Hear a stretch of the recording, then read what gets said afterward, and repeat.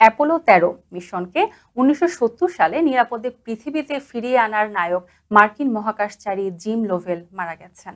মৃত্যুকালে তার বয়স হয়েছিল ৯৭ বছর।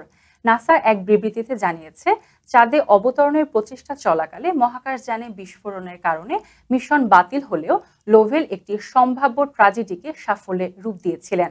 বিস্ফোরণের সময় মহাকাশযানটি পৃথিবী থেকে কয়েক লাখ মাইল দূরে অবস্থান করছিল।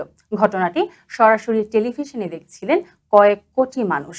লোভেল ও তার দুই সহযাত্রী প্রশান্ত মহাসাগরে সফলভাবে অবতরণ করলে সেটি মহাকাশ অভিযানের ইতিহাসে অন্যতম আইকনিক মুহূর্তে পরিণত হয়।